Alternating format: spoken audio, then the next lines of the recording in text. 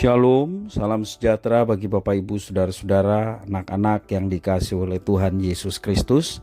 Jumpa kembali bersama saya Pendeta Eka di dalam renungan firman Tuhan pada hari ini, hari Rabu 5 April 2023. Sukacita dan damai sejahtera dari Tuhan Yesus kiranya menyertai hidup kita sekalian. Puji nama Tuhan. Sampai pada pembacaan firman Tuhan hari ini, yakni kitab Hosea pasal yang ke-7. Kiranya firman Tuhan memberkati kita sekalian. Baik, sebelum kita akan merenungkan bagian firman Tuhan hari ini, mari kita akan berdoa bersama. Tuhan Allah Bapa di surga, di dalam nama Tuhan Yesus, kami datang kepadamu mengucapkan syukur dan terima kasih untuk setiap kasih setia Tuhan, penyertaan, berkat yang sungguh kami alami dari hari ke hari. Biarlah semuanya itu menjadikan kami semakin kenal Tuhan dan mau terus hidup tunduk akan firman Tuhan, hidup menyenangkan hatimu. Terima kasih ya Tuhan, kami mau terus mengisi hati pikiran kami kebenaran firman Tuhan. Kau mampukan untuk kami dapat memahaminya, serta menerapkannya dalam hidup kami. Terima kasih Bapa, terpujilah namamu, demi nama Tuhan Yesus kami berdoa. Haleluya, amin. Hosea pasal 7 ayat 3-16 saya akan bacakan bagi Bapak Ibu Saudara sekalian. Mereka menyukakan raja dengan kejahatan mereka dan para pemuka dengan kebohongan mereka. Sekaliannya mereka orang-orang berzinah, bagaikan dapur perapian yang menyala terus. Ketika tukang bakar roti berhenti membesarkan apinya, sementara ia meremas adonan sampai menjadi muai oleh ragi. Pada pesta raja kita, mereka membuat sakit para pemuka dengan anggur yang menghangatkan. Ia bersekutu dengan para pencemooh. Batin mereka seperti dapur perapian. Hati mereka menyala-nyala. Semalam-malaman murka mereka surut. Pada waktu pagi menyala kembali seperti api yang menjilat. Mereka semua sudah panas seperti dapur perapian dan memakan habis para hakim mereka. Semua raja mereka sudah tewas. Tidak ada seorang di antara mereka yang berseru kepadaku. Efraim mencampurkan dirinya di antara bangsa-bangsa. Efraim telah menjadi roti bundar yang tidak dibalik. Orang-orang luar memakan habis kekuatannya, tetapi ia sendiri tidak mengetahuinya. Juga ia sudah banyak beruban, tetapi ia sendiri tidak mengetahuinya. Kecongkakan Israel menjadi saksi terhadap dirinya, namun mereka tidak berbalik kepada Tuhan Allah mereka dan tidak mencari Dia kendati semuanya ini. Efraim telah menjadi merpati tolol, tidak berakal dengan memanggil kepada Mesir, dengan pergi kepada Asyur. Apabila mereka pergi, aku akan membentangkan jaringku ke atas mereka.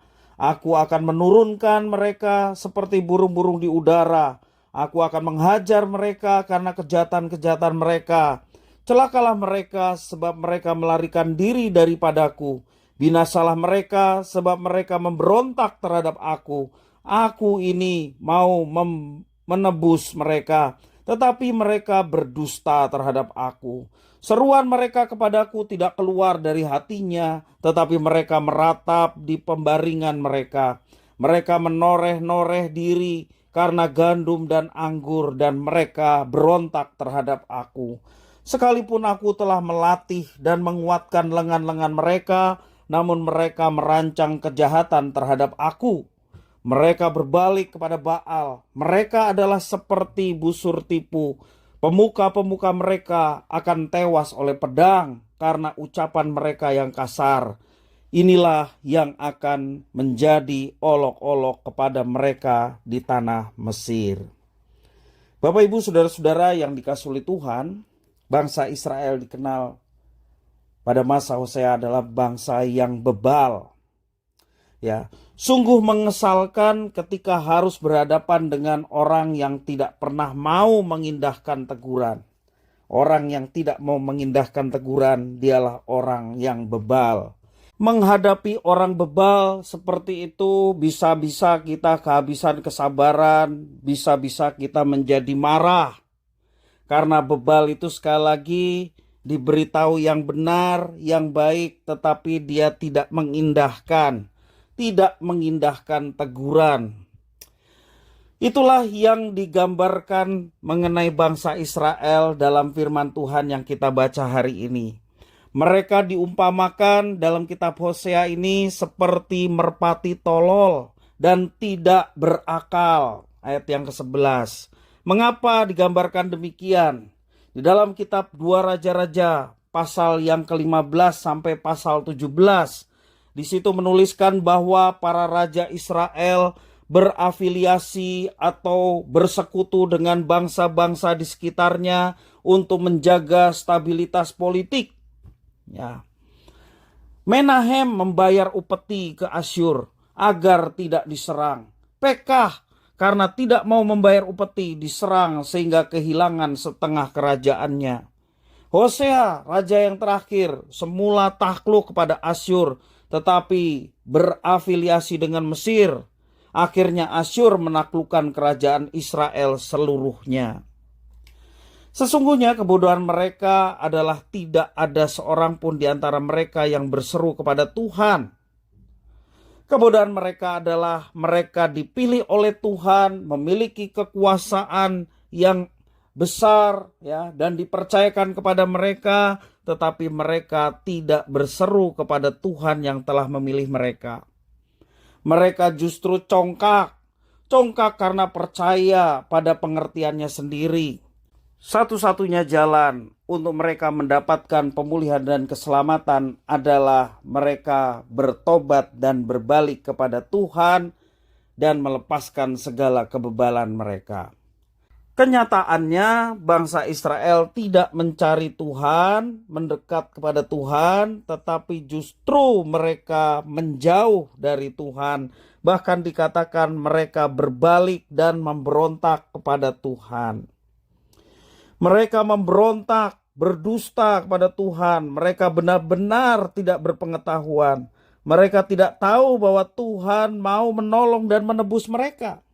Mereka bahkan berdusta terhadap Tuhan Allah, dan alhasil mereka hancur dalam kebodohannya. Semua pemimpin agama, semua pemimpin politik tewas karena ucapan mereka yang kasar. Dan karena kekalahan itu, Israel menjadi bahan olok-olokan di Mesir. Bapak, Ibu, saudara-saudara yang dikasihi oleh Tuhan, Tuhanlah yang mengendalikan setiap peristiwa termasuk kekalahan umatnya. Kehancuran umatnya adalah bentuk hukuman Tuhan atas ketidaksetiaan umatnya yakni Israel terhadap perjanjian kepada Tuhan. Sekalipun Tuhan sudah menegur, sekalipun Tuhan sudah mengingatkan, tentunya menegur dan mengingatkan Tuhan adalah karena Tuhan mengasihi mereka supaya mereka bertobat dan berbalik.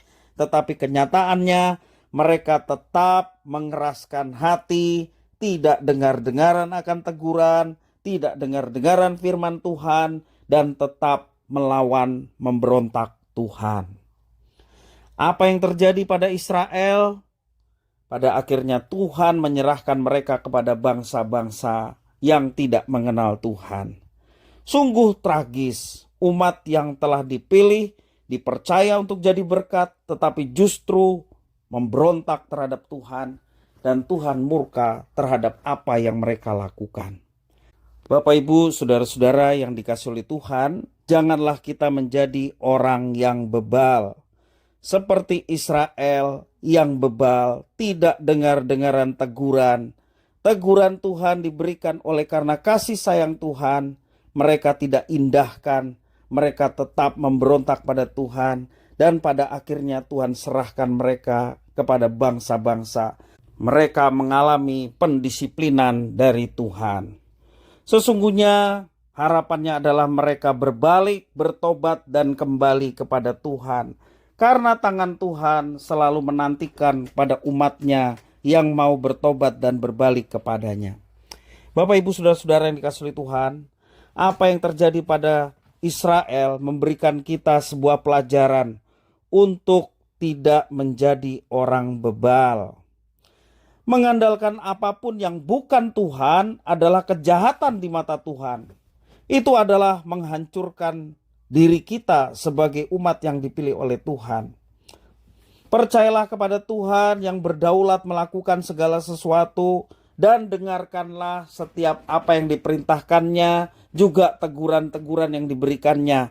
Baik perintahnya untuk kita kerjakan, tegurannya ketika kita salah, semuanya itu adalah untuk kebaikan kita.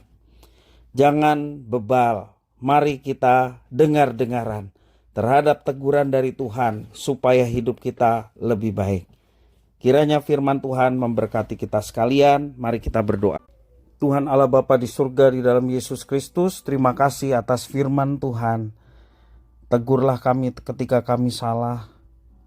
Tegurlah kami ketika kami sudah menyimpang, supaya kami tidak larut dalam penyimpangan yang tidak berkenan kepada Tuhan.